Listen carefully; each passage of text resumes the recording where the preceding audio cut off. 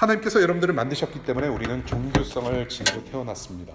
누군가에게 기댈 수밖에 없고 누군가를 믿을 수밖에 없는 그런 피조물.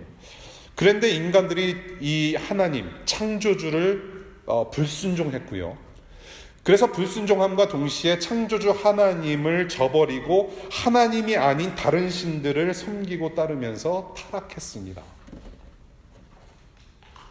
그렇게 우리는 죄인이 되어서 하나님과 멀어지게 되었지만은 이 창조주 하나님은 자신이 만드신 여러분들, 피조물을 그냥 내버려 두지 아니하시고 사랑하셨기 때문에, 그래서 자기의 아들 예수를 보내주셔서 하나님께로 다시 돌아올 수 있는, 창조주 하나님께로 돌아올 수 있는 그 길을 활짝 터주셨다라는 것입니다. 그래서 하나님을 우리가 다시 만나서 영원토록 살 수 있는, 영생할 수 있는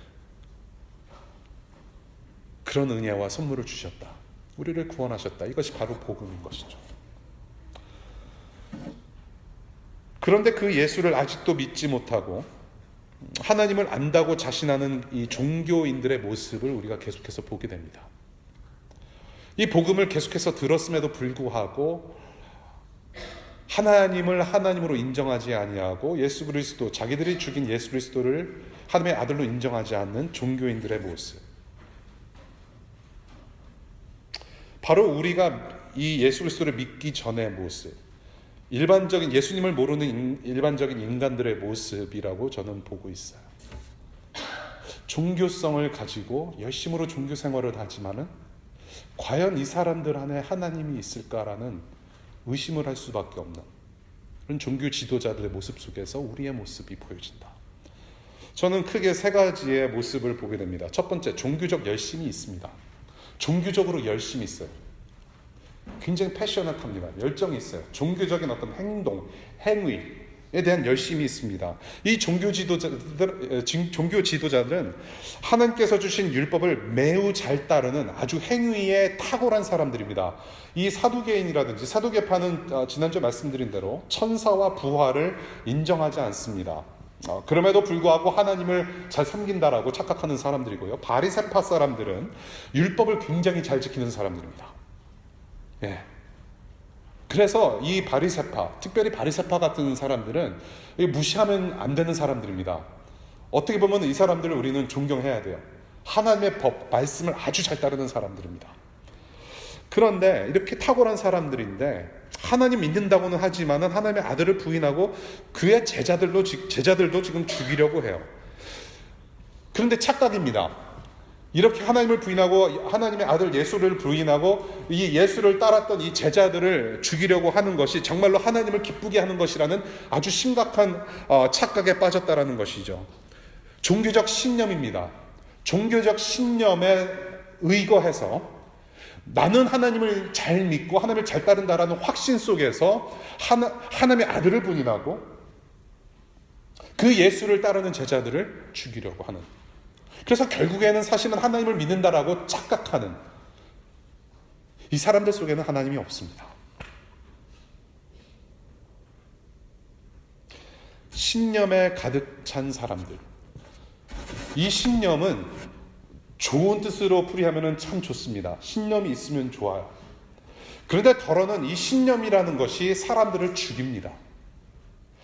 기독교적인 신념, 구원의 확신, 100% assurance of salvation, 구원의 확신 내가 100% 있다라고 하면은 그것은 상당히 좋은 것이죠. 그러나 그것으로 인해서 많은 사람들을 시험에 들게 하고 많은 사람들을 정죄하는 도구로 쓸 수 있다라는 얘기죠.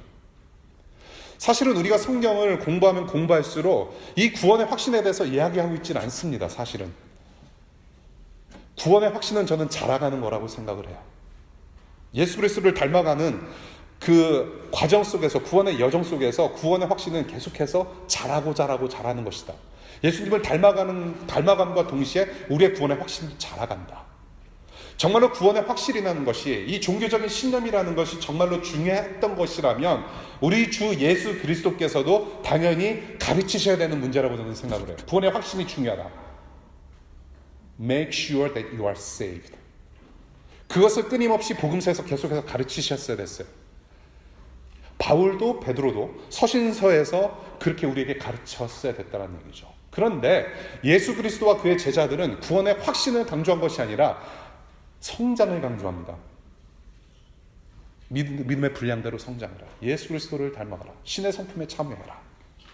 잘하면서 확신이 생기는 것이죠. 그것을 가르쳐줘요. 아이시스, 중동에서 난리치고 있는 그 사람들도 종교적 신념으로 그런 짓을 하는 것이죠. 이 종교적 신념이라는 것은 굉장히 위험한 것이죠. 이 하나님 향한 열심, 하나님 향한 열심이 있어요. 종교적인 열심이 있습니다. 여러분들 열심히 하나님 섬기는 거 굉장히 좋은 것입니다. 그런데 하나님을 섬길 때 하나님 없이도 섬길 수가 있어요. 그것이 함정입니다, 여러분. 교회에서 열심히 일하는 거, 교회 봉사 열심히 하는 거, 하나님 없이도 누구든지 할 수 있어요. 저는 그것이 현대 기독교의 큰 문제 중에 하나라고 생각해요. 얼마 전에 제가 아는 목사님으로부터 한탄 섞인 말씀을 하신 적이 있어요. 교회 안에 집사 장로, 하나님 모르고 예수 안 믿는데도 집사 장로 된 사람들 너무 많다.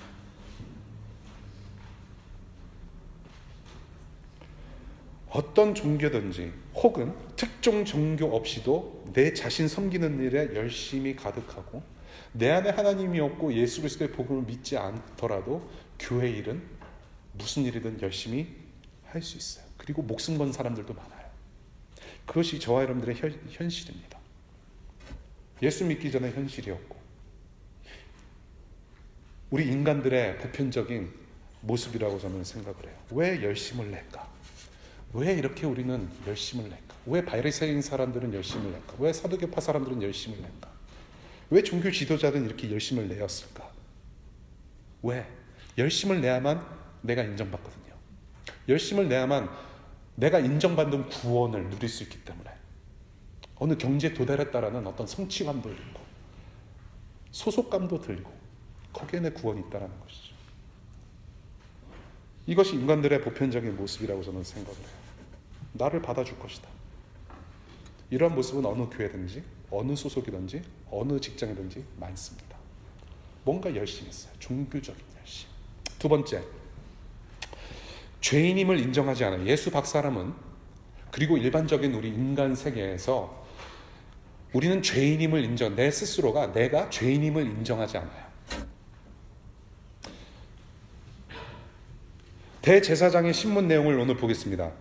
28절이에요. 오늘 본문 5장 28절에 우리가 그대들에게 그 이름으로 가르치지 말라고 엄중히 명령하였다. 그런데 너네들의 가르침을 온 예루살렘에 퍼뜨렸고 너네들은 그 사람, 여기서 말하는 그 사람은 예수 그리스도입니다. 예수 그리스도의 피에 대한 책임을, 그 예수 그리스도의 죽음에 대한 책임을 너네는 지금 우리한테 덮어 씌우려고 하고 있다. 매우 불쾌한 얘기를 해요. 이 예수의 죽음에 대한 책임을 씌우려 한다라는 주장을 하고 있습니다. 그런데요, 사실은 마태복음 27장 25절 예수 그리스도를 못 박아 죽일 때 이 사람들이 한 얘기가 있어요. 무슨 얘기를 했나요? 예수의 피를 우리와 우리의 자손에게 돌리시오 라고 했던 사람이 지금 핑계를 대요. 우리 잘못 아닌데 왜 그거를 자꾸 얘기를 하느냐. 똑같은 사람들이 예수를 죽이기 전에 그 피와 그 죽음에 대한 책임을 우리와 우리 자손에게 돌려라. 그렇게 하면서 crucify, 십자가에 매달아 죽이시오라고 외쳤던 사람들이 바로 이 종교 지도자들이에요. 자기들이 책임질 테니 예수를 못 박아 죽이라고 한 사람들에게, 못 박아 죽이라고 한 사람들이 이제는 책임을 회피를 해요. 또한 30절 보겠습니다. 책임을 회피하고 30절 우리 조상들의 하나님은 여러분이 나무에 달아 죽인 예수를 살리셨습니다. 너네들이 죽였는데 기억나지 않느냐? 종교 지도자들아, 너네가 십자가에 못 박으라고 앞장서지 않았느냐? 분명히 너희들이 죽였다.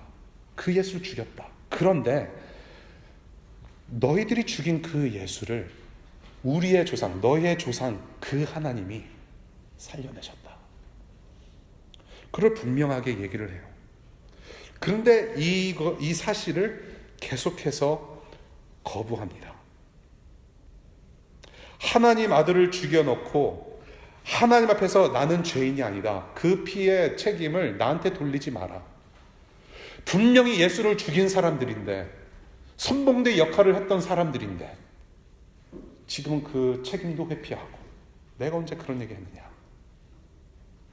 이 복음을 듣질 않아요. 인정하지 않아요. 하나님 앞에서 나는 죄인이 아닙니다. 그렇게 했음에도 불구하고 지금 하나님 앞에서 이 종교인들은 나는 죄인이 아닙니다. 예수 그리스도의 뺨때기를 아직도 때리고, 창조주 하나님의 아버지의 뺨때기를 아직도 때리는 종교 지도자의 모습을 여기서 보게 돼요. 죄인임을 인정하지 않아요. 이 예수 그리스도 죽음을 잠시 생각해 볼 필요가 있습니다. 표면적으로는 종교 지도자로부터 정치적인 죽음을 당하신 분이에요. 예수님은 정치적인 모함, it was political. 그런데 조금 더 큰 그림으로 보면 궁극적으로는 저와 여러분들의 그런 죄 때문에, 그 죄값을 하나님 앞에서 누군가는 치러야 되는데, 그 죄의 형벌은 누군가는 치러야 하는데, 우리는 치를 수가 없기 때문에, 다 치러낼 수 없기 때문에 예수 그리스도를 하나님께서 보내셔서 그 예수 그리스도께서 대신 죽어주셔서 우리의 형벌이 해결이 된 것이죠. 하나님께서 죽이셨어요. 예수는 하나님께서 죽이셨어요. 자기 아들을 보내셔서 우리의 죄를 다 덤태기 씌우시고 대신 죽게 만드셨어요. 누구 때문에? 저와 여러분들 때문에. 그 궁극적인 원인은 바로 저와 여러분들, 이 종교 지도자들, 우리 인간들. 우리 대신 죽으셨다. 인간들은 자신들이 거룩하신 하나님의 영광에서 벗어난 죄인임을 인정하지 않아요. 이 죄라는 것은 하마르티아라는 단어라고 표현을 했습니다. 하마르티아, 관역에서 벗어나다. 활시를 당겨서 활을 딱 쏘는데 관역에서 벗어났다라는 그 자체를 하마르티아라고 표현하고, 그것을 죄라고 우리는 부르고 있습니다. 그것이 원어의 의미예요. 하나님의 영광에서 벗어난 우리의 상태가 죄의 상태고, 우리는 죄인이라고 얘기를 하는 것입니다. 죄인으로 인정하지 않아요. 오늘 혹시라도 기독교회를 처음 방문하셨거나 방문하신 지 얼마 안 되신 분들, 조금 기독교 참 무례하다 라고 생각되시는 분들 계실지 모르겠어요. 근데 그것이 현실입니다. 그것이 현실이에요. 기독교는 무례하고 불편합니다. 우리를 죄인으로 정해놨기 때문에. 이것을 인정하기 힘들죠. 세 번째, 인정하기 힘든 것 세 번째, 구원이 필요한 사람임을 인정하지 않습니다. 구원이 필요한 사람들임을 인정하지 않아요. 이 종교자들이 그랬어요. 자기들은 이미 구원받았다고 착각했던 사람들이에요. 구원의 필요성을 못 느낍니다. 29절부터 32절까지 이 사도들은 명료하게 복음을 전해요. 정말로 복음의 핵심을 전하고 있습니다. 복음의 핵심을 전달했음에도 불구하고 이 사람들은 믿지 않아요. 너희가 죽였지만 너희가 믿는 그 하나님이 구세주와 왕으로 이 예수를 세우셨고, 예수를 구세주와 왕으로 세우셨고, 그 다음에 죄사함을 얻는 구원을 베푸셨다. 우리 29절부터 32절 볼게요. 이것은 이 사람들에게는 굉장한 기쁜 소식입니다. It is a good news. 28절, 29절 볼게요. 베드로와 사도들이 대답하였다. 사람에게 복종하는 것보다 하나님께 복종하는 것이 마땅합니다. 30절, 우리 조상들의 하나님은, 너희 조상들의 하나님은, 여러분이, 너네들이, 종교 지도자들이, 우리가 나무에 달아 죽인 예수를 살려내셨다. 31절, 하나님께서는 이분을 높이셔서 자기 오른쪽에 앉히시고 영도자와 구주로 삼으셔서 이스라엘이 회개를 하고 죄사함을 받게 하셨다. 너네들이 죽인 것은 맞지만 하나님께서 일으켜 세우시고 메시아와 왕으로 세우셨다. 그래서 너희들이 죽였지만은 기회는 있다. 어떤 기회? 죄사함 얻는 기회. 회개를 통한 죄사함의 기회를 주셨다. 이 사람들에게는 기쁜 소식이에요. 받아들여야 됐습니다. 받아들여야 됐어요. 이것을 믿지 않습니다. 이 사람들은 되레 격분하고 오히려 죽이려고 하고 있어요. 살 기회를 저버렸어요. 우리가 죽인 게 맞다. 우리가 그 사람, 그 예수라는 사람, 그 청년 십자가에 매달아 죽이라고 우리가 외쳤다. 맞다. 죄인임을 인정하고 죄사함 얻는 이 구원, 내가 바로 그 구원 필요한 사람이라고 인정했었어야 돼요. 그거를 안 해요. 천사들이 전하라고 한 이 생명의 말씀을 들었음에도 불구하고 계속 죽음으로 반응합니다. 죽음으로 반응을 해요. 복음에 여러분들이 반응하실 때 하나님께 합당한 반응은 생명의 반응입니다. 이 복음을 들었을 때 여러분들이 하나님께서 원하시는 반응을 하지 못했다면 여전히 여러분들은 죽어있는 반응을 할 수밖에 없어요. 죄인으로 인정하지 않으니까 구원의 필요도 몰라요. 똑같은 진리의 말씀, 예수 그리스도의 복음을 들었는데 저와 여러분들의 모든 마음밭이 달라요. 어떤 사람은 받아들이고 그래서 열매를 맺고 어떤 사람들은 아직 몰라요. 저는 여러분들, 정말로 여러분들의 마음밭이 이 복음을 받아들일 수 있는 마음밭이 되시기를 다시 한번 축원하며 제 마음으로 기도합니다.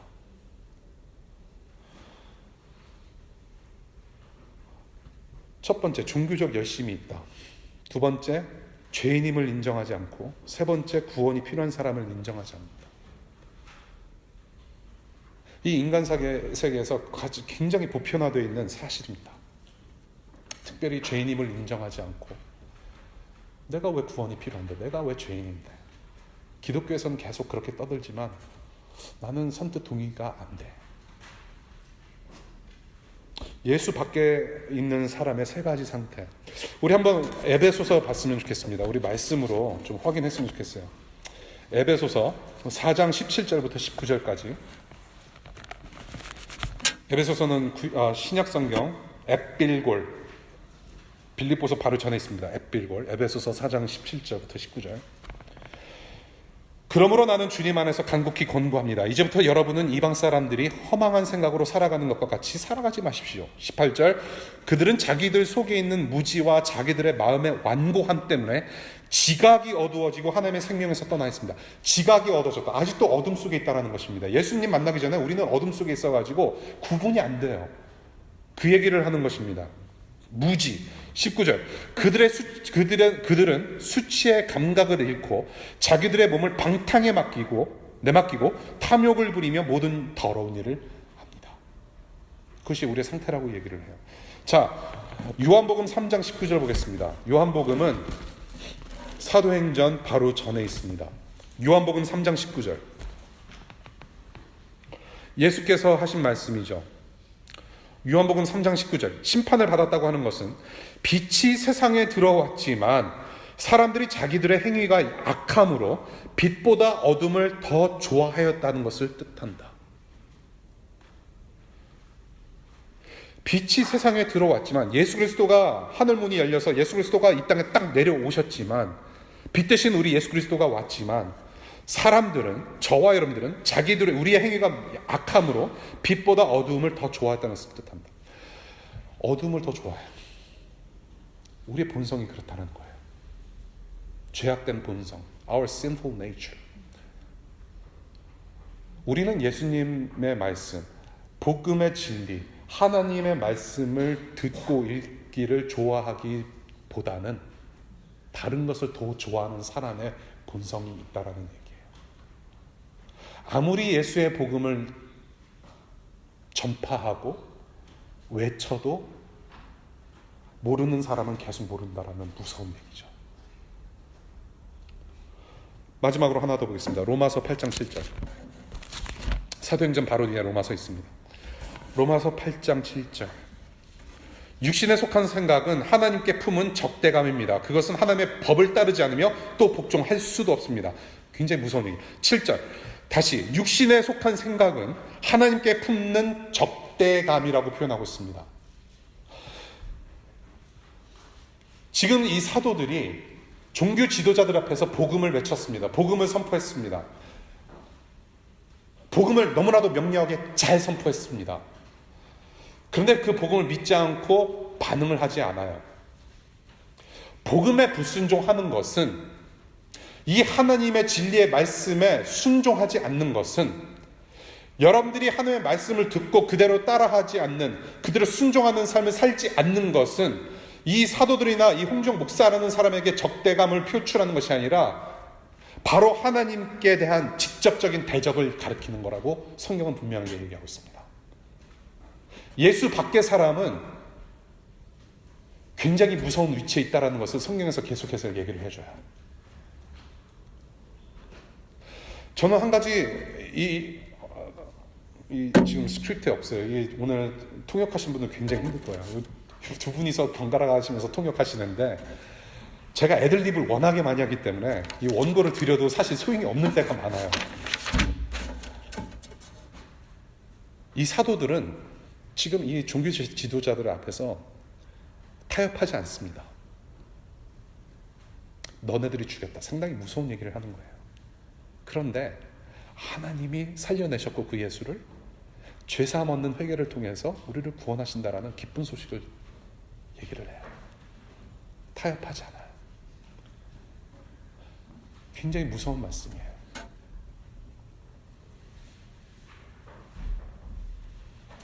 지금도 여러분들 중에 굉장히 불편하신 분들 계실 거라고 저는 생각합니다.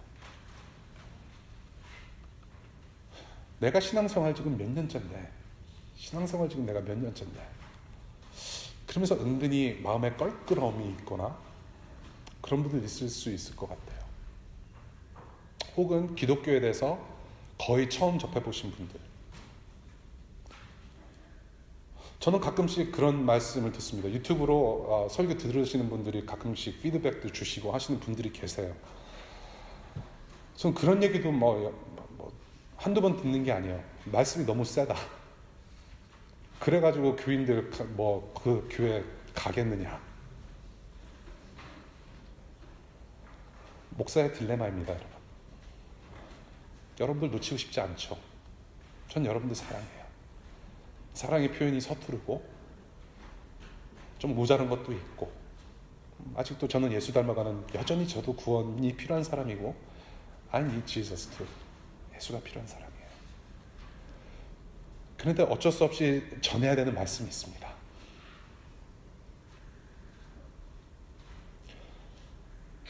이 복음의 진리, 여러분들의 심령, 여러분들의 심경, 여러분들의 마음의 껄끄러움이 있을지라도 저는 전해야 돼요.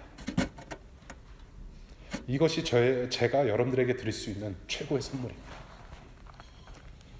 이 교회가 불편하셔서 더 이상 이 교회 못 나오겠다, 자꾸 죄인이라고 한다. 근데 복음이에요, 여러분. 그 죄인을 사랑하시고 구원하시는 그 예수님의 음성을 들으실 수 있기를 간절히 축복합니다. 정말로 힘드셔서 다른 교회 가시면 저는 어쩔 수 없어요.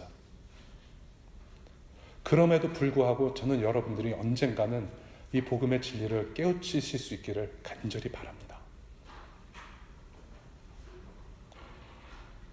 하나님을 대적하는 사람들이 되지 않으시기를 바랍니다. 그래서 두 번째로 나누고 싶은 것은, 나는 예수 안에 있는 사람인가라는 것을 확인해 볼 필요가 있죠. 어떻게 하면 예수 안 사람이 되는가 또 나눌 수 있겠죠. 예수의 사람이 된다라는 것은 이것이죠. 이 복음을 듣고 내가 구원받고 예수 닮아가는 그 구원의 완성을 향해서 계속해서 믿음으로 살아가는 사람. 복음의 시제, 3tense가 있다라고 말씀드렸어요. I got saved. 그렇죠? 내가 복음을 듣고 나서 합당한 반응을 보임으로, 회개함으로, 죄 용서를 구함으로, 예수를 구주로 영접하고 시인함으로 해서 I got saved, I am saved. 과거 시제. 그 다음에 I am being saved. 믿음의 여정을 계속 걸어가는 과정 속에 있습니다. 우리는 예수님을 닮아가요. And then I will be saved. 우리는 예수께서 다시 오시는 그날 우리의 구원은 완성될 것이다. 우리는 구원의 여정을 계속해서 믿음으로 살아가는 사람입니다. 이 종교 지도자들처럼 이 종교성을 가지고 어떤 종교적인 열심만을 가지고서는 저와 여러분들은 예수님의 사람이 될 수가 없어요. 절대로 거기에 구원 없습니다. 오직 성령께서 도우시는 일방적인 은혜로만 가능한 일이에요. 구원은 여러분들의 노력에 상관없이 예수 그리스도의 노력으로 이룬 것이 바로 구원이에요. 오늘 본문을 토대로 해서 예수 한 사람의 특징 구체적인 것을 4가지 나누고 싶어요. 첫 번째, 구원이 필요한 죄인임을 인정해요. 복음을 들었을 때 가장 먼저 반응이 무엇이냐면 구원이 필요한 죄인임을 인정해요.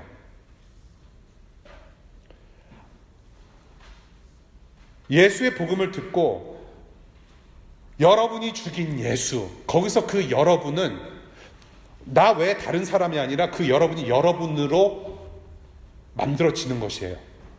아, 그 여러분이 바로 나구나. 내가 예수를 죽였구나. 내 죄 때문에 예수가 죽었구나 라고 인정할 수밖에 없는 상황에 온다라는 것입니다. 나는 죄인이구나. 그 하나님 예수 그리스도의 복음을 듣고 거룩하신 하나님 앞에서 내 자신이 보여지는 것이죠. 나의 추함, 나의 악한 본성, 나의 연약함, 내 허물 가득함을 보고 나서 절망을 경험하게 됩니다. 아, 나는 끝난 영혼이었구나. 나는 땡이구나. 그리고 내 노력과 내 종교적 열심으로는 내 문제를 내가 내 스스로 해결할 수 없는구나라는 것을 깨닫게 되는 것입니다. 복음의 첫 번째 반응이 그래요. 나는 죄인이다. 나는 구원이 필요한 사람이구나. 절망을 경험한다. 그런데 아무리 죄를 짓지 않는다고 노력할지라도 저와 여러분들은 죄의 저주를 끊을 수가 없어요. 그것이 우리의 저주예요. 우리의 악함, 본성을 깨닫는 것만큼이나 더 무섭고 더 중요한 게 뭐냐면 We are under the wrath of God. 내가 죄인이고 부족한 거 알겠는데 깨달아지고 알겠는데 걷어갈 수 없는 진노의 구름. 저와 여러분들은 죄의 저주에 속한 사람들이었습니다. 저와 여러분들이 왜 자꾸 이 성경에서 우리 보고 죄인이라고 하는가? 여러분들이 초등학교 때 뭐 부모님 지갑에서 얼마 슬쩍 빼내가지고 죄인 된 거 아니에요. 우리가 죄를 진 거에 대해서 우리가 리스트를 만들자면 끝도 없습니다. 지금 우리 막내가 지금 슬쩍 자고 있어요. 너무나도 감사합니다. 자고 있어서. 우리 막내는 자기가 기저귀 차고 잠자고 거기다가 오줌 싸는 것을 당연하게 생각하는 아주 나쁜 놈이에요. 여러분들의 부모님들이 여러분들을 길렀을 때, 여기 우리 어린이들 몇 명 있는데 알아들어라. 부모님들이 여러분들 사랑한 거 너무나도 당연하게 생각하지 않습니까? 엄마니까, 아빠니까 내 유학비 대주고, 유학생활 시켜주고, 기저귀 채워주고 너무나도 당연하게 생각하지 않습니까? 그런데 정말로 그것이 당연한 건가요? 만약에 우리 한결이한테 한결이가 좀 많이 싸요. 지 형 누나보다 좀 많이 싸는 편이에요. 이 기저귀 청구권을 내가 들이밀면 장난이 아닐 거예요. 장난이 아닐 거예요.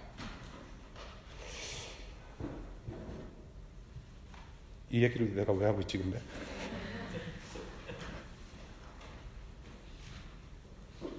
그 값은 엄청납니다.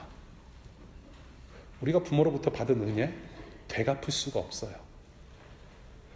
갚을 수 있는 것이, 은혜라는 것이 만약에 갚을 수 있는 거라면 그거는 이미 은혜가 아니에요. 은혜라고 하는 것은 갚을 수가 없기 때문에 은혜입니다. 똑같아요. 우리의 죄의 저주 이루 말할 수 없습니다. 죄의 저주. 저와 여러분들이 죄를 져서 뭔가 죄를 져서 죄인이 아니에요. 잠깐 빗나간 거 용서하시기 바라고. 우리가 죄를 져서 죄인이 된 것이 아니라 죄인으로 태어났기 때문에 죄를 짓게 된 거예요. 그것이 저주입니다. 그 저주를 우리는 끊을 수가 없어요.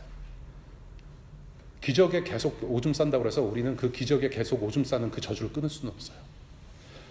우리의 죄는 우리가 죄인이라고 하는 것은 우리가 죄를 졌기 때문에 죄인이 아니라 죄인으로 태어났기 때문에 어쩔 수 없이 그 운명 가운데 우리는 죄를 짓게 되는 사람들이에요.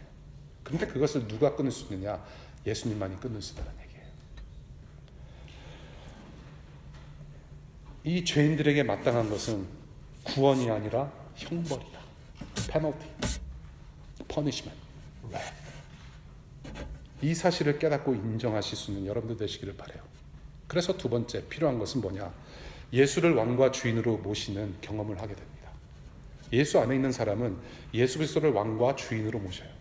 그 저주를, 저와 여러분들의 저주를 혼자서 다 뒤집어 쓰시고 대신 형벌을 받으러 이 땅에 오신 분이 바로 하나님의 아들 예수 그리스도입니다. 그 저주를 끊으실 만한 분이 딱 한 분 계신데 바로 하나님의 아들 예수 그리스도다. 그리고 그 예수를 우리의 주인과 왕으로 세우셨다. 이 본문에서 세우셨다라는 말, 높이셨다. 그 한 분 바라보게 하셨다라는 거예요. 예수 그리스도, 우리의 메시아, 왕을 세우셨다. 이 죄의 저주를 끊으시고 그 예수만이 이제 나의 주인과 구원자이시다. 예수만이 나의 왕이시고 이제 주인이시다. 나를 살려내신, 내 저주를 끊으시고 나를 살려내신 분만이 바로 구세주시고 왕이시다. 주인이시다. 베드로전서 볼게요. 베드로전서 2장 24절에 이런 말씀이 있습니다. 그는 우리 죄를 자기의 몸에 몸소 지시고서 우리의 죄를 자기의 몸에 몸소 지시고서 나무에 달리셨습니다. 그것은 우리가 죄에는 죽고 의에는 살게 하시려는 것이었습니다. 그가 매를 맞아 상함으로 여러분이 나음을 얻었습니다. 그 예수만이 나의 소망 되십니다. 그 예수가 아니고서는 나는 나의 죄인의 그 죄의 저주를 스스로 끊어낼 수 없습니다. 오직 예수만이 소망이십니다. 그 예수를 왕과 주인으로 모실 수 있는 여러분들 되시기를 바라요. 세 번째, 예수 안에 있는 사람, 회개로 죄사함을 받아요. 회개로 죄사함을 32절에도 오늘 말씀하고 있죠. 분명한 기쁜 소식입니다. 너희가 예수를 주겠지만 하나님께서 세우셨다. 그리고 죄사함 얻는 회개를 통해서 너희들은 구원받을 수 있다라는 복음을 명료하게 얘기를 해요. 복음을 듣고 죄인임을 인정하고 예수를 왕과 주인과 구세주로 인정하는 그 구원의 과정 속에서 반드시 오는 것은 죄사함 얻는 회개입니다. 여러분, 회개 없이는 구원 없습니다. 나는 죄인입니다. 나는 구원이 필요한 사람입니다. 죄에 대한 회개 없이는 여러분들 구원 없습니다. There is no salvation without repentance. 죄사함 없는 회개는 같이 옵니다. 죄에 대한 통렬한 마음, 정말로 하나님께서 나를 용서하지 않으시면 나는 이 절망 가운데서 벗어날 수 없다라는 그 절망 가운데 하나님 앞으로 나아가는 회개가 반드시 필요하다. 회개는 생각을 바꾸고 돌이키는 거라고 말씀을 드렸죠. 이 죄사함 얻는 회개로 삶의 변화가 필요하다. 그리고 우리가 죄사함 얻는 회개를 하면서 우리는 마음이 변화되고 생각이 변화되고 세계관이 변화가 되면서 죄를 싫어하고 또 멀리하게 된다는 것입니다. 이것이 바로 구원받은 사람의 참모습이에요. 내 죄를 인정하고 죄인임을 인정하고 그 주님의 은혜를 체험하면서 죄를 싫어하게 되고 죄를 멀리하게 된다.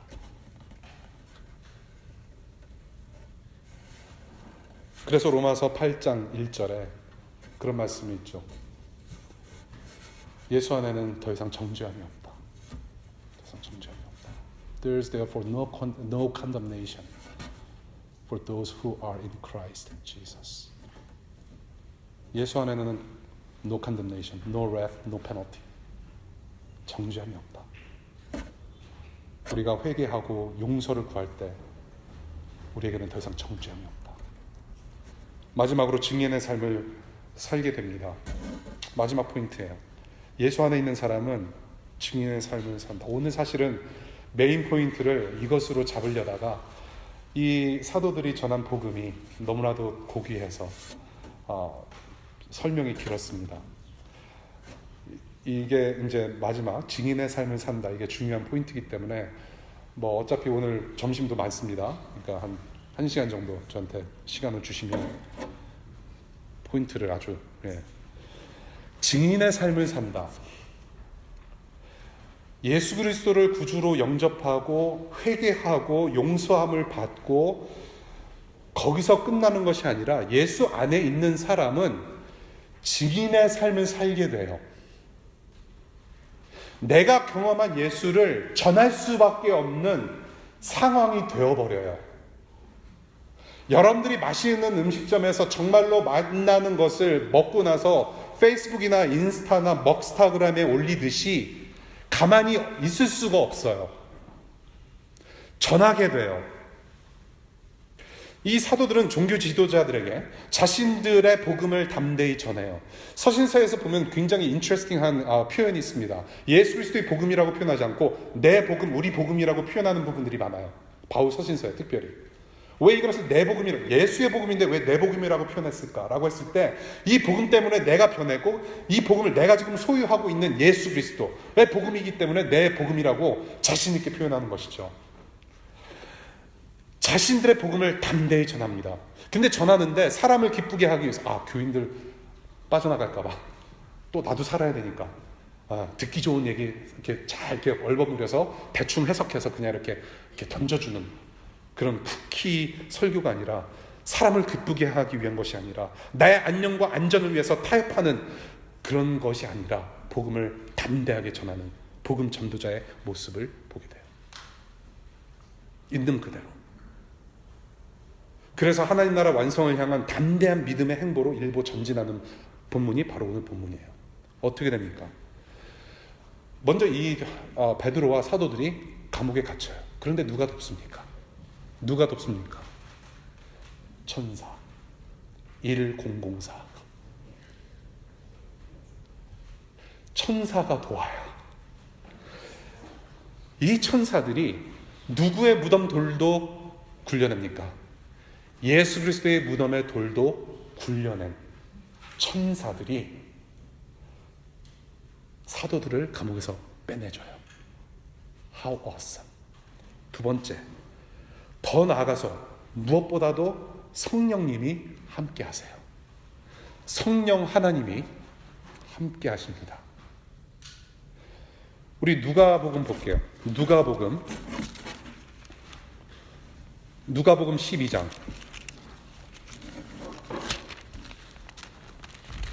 이 누가복음의 저자가 누구라고 그랬죠? 누가복음을 썼습니까? 누가가 썼어요. 그 누가복음을 누가가 썼는데 사도행전을 누가 썼냐면 누가가 썼어요. 똑같은 사람이 썼습니다. 그래서 누가복음을 읽으신 다음에 사도행전 읽으시면 조금 연결고리들이 많이 생겨요. 어떤 문체도 비슷하고 흐름이 비슷하기 때문에.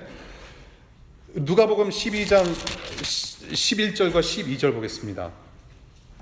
누가복음 12장 11절. 너희가 회당과 통치자와 권력자 앞에 끌려갈 때에 어떻게 대답하고 무엇을 대답할까? 또 무슨 말을 할까? 하고 염려하지 말아라. 12절. 너희가 말해야 할 것을 바로 그 시각에 성령께서 가르쳐 주실 것이다. 에이멘. 지금 오늘 사도행전 5장의 본문이 어떤 상황입니까? 회당과 통치자와 권력자 앞에 끌려갔어요. 천사들이 도와줘서 감옥에서 나온 다음에 담대하게 복음을 전해요. 그런데 이것은 인간의 지혜를 말한 것이 아니라 누구의 도움으로 담대하게 선포합니까? 성령의 도움으로. 그 시각에 성령의 도움으로 담대하게 복음을 전해요. 감옥문은 닫혀 있을지라도, 감옥 안에 갇혀 있을지라도 하늘문은 항상 열려 있어요. 천사들, 성령이 함께 하십니다. 하늘문은 이미 열려 있습니다. 예수께서 오시는 그 순간 하늘문을 하나님께서 활짝 열어주셨어요. 우리에게 예수를 주셨고 또한 우리에게 성령을 주셨습니다. 저는 천사들의 존재를 믿습니다. 그래서 여러분들이 증인의 삶을 살고자 할 때, 여러분들이 말씀으로 살고자 할 때, 이 K 스트리트에서, 매스 애비뉴에서, 알링턴에서, 여러분들의 캠퍼스에서 여러분들이 정말로 하나님의 말씀을 가지고 살고자 노력할 때 여러분들 천사가 돕습니다. 그리고 성령이 돕습니다. 이미 하늘문은 열려 있어서 하늘의 군대가 우리를 돕습니다. 전능하신 하나님이 여러분들을 돕습니다. 예수를 따른다는 것 오늘 본문에서 잘 보여주고 있죠. 이 사도들은 매를 맞습니다. 두드려 맞아요. 굉장한 모욕입니다. 모욕, 수치를 당했어요. 수치를 당했다고 표현합니다. 그럼에도 불구하고 기뻐서 말씀을 가르치고 예수가 구원자다, 왕이라고 선포합니다. 사도행전 1장 8절, 너희들은 가서 증인이 되라. 그것에 철저히 순종하는 사람들입니다. 상처가 있고 불이익이 있을지라도 증인으로서 부르심을 완수하는 삶. 상처가 있고 모욕을 당하고 불이익을 당하고 고통을 당하면서 기쁨으로 복음을 전했다. 여러분들, 기독교는요 가끔가다 웃깁니다. 믿지 않는 분들이 이 사실을 읽으면, 이 서신서를 계속 읽으면은 뭐 예수 그리스도나 이 뭐 지금 사도행전이나 바울이 당한 것을 읽어 나가면은, 야, 이거 기독교 이거 자학적 변태, 이 변태 아니야? 막 두드려 맞으면서 기쁘대. 그런데요, 이것은 어떻게 설명할 수가 없어요. 복음을 전하기 위해서 받는 불이익과 고통과 상처는 정말로 기뻐요. 경험을 하는 사람만이 그 하나님의 영광을 체험할 수 있어요. 낮은 곳에서 모욕을 당하신 그 예수 그리스도의 삶이 지금 사도들에게 그대로 전해져서, 그것이 또한 우리에게도 그대로 전해져서 그것이 바로 우리의 영광이 되는 거예요.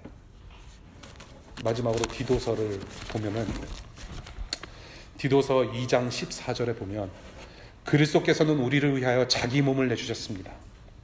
그것은 우리를 모든 불법에서 건져내시고 깨끗하게 하셔서 선한 일에 열심을 내는 백성으로 삼으시려는 것입니다. 자기의 몸을 내주신 예수 그리스도께서 우리를 불법에서 건져내시고 정결케 하셔서 하나님의 나라를 위하여서 선한 일에 열심을 내는 백성으로 지금도 세워나가고 계신다. 엊그저께 데살로니가 후서 말씀 마지막 공부하면서 어떻게 하다 보니까 119 얘기가 나왔어요. 119. 한국에서는 119고 미국에서는 뭡니까? 911, 911이죠. 그래서 제가 딱 내뱉은 말이 있어요. 예.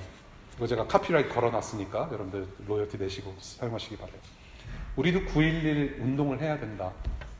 우리 교회도 이제는 조금 더 나서서 911 전도 운동 했으면 좋겠다. 구하라 한 사람이 한 영혼을. 별로 반응이 금요일 날은 괜찮았는데 119는 좀 그래요. 예. 한 사람이 한 영혼을 구하자. 그거보다 911이 조금 난 거예요. 구하라. 느낌표 쫙 나오고 한 사람이 한 영혼을. 여러분들의 직장과 학교에서 나의 선행과 섬김이 필요한 사람이 누구인지, 내 기도가 필요한 사람이 누구인지 딱 한 사람 정해서 우리가 선도 베풀고 기도도 해주고 같이 친구가 되어주면 어떨까? 그리고 하나님께서 기회 주실 때, 성령께서 도우실 때 이 예수님의 복음을 좀 전할 수 있는 그런 교회 공동체가 되면 어떨까? 라는 생각을 해봅니다. 그것이 저와 여러분들에게 주시는 거룩한 도전이 될 수 있기를 바라요. 말씀 맺겠습니다. 종교와 기독교의 차이. 종교는 내가 무엇을 해서 어떤 경제에 오르는 것입니다. 그것이 종교예요. 반대로 기독교는 내가 스스로 올라가려고 하는 것이 아니라 하나님께서 이미 내려와 주신 사실을 내가 감사함으로 받고, 그래서 하나님을 사랑하는 마음이 들어와서 하나님의 말씀에 순종하는 삶이 바로 기독교입니다. 이 예수 그리스도, 예수의 사람들이 모인 교회는 예수 이름으로 구원을 받고 예수 이름을 전하고 예수 이름으로 고난에 동참하는 사람들입니다. 그래서 예수 그리스도 이름 때문에 죽고 사는, 한 번 사는 인생을 살아가는 사람들이에요. 그 인생에 예수와 영원히 함께하는 영광이 있습니다. 오늘 예수의 이름을 선포했습니다. 여러분들은 어디에 속하십니까? 더 늦기 전에 예수 안에 있는 사람으로 변화받으실 수 있기를 간절히 축복합니다. 기도하겠습니다.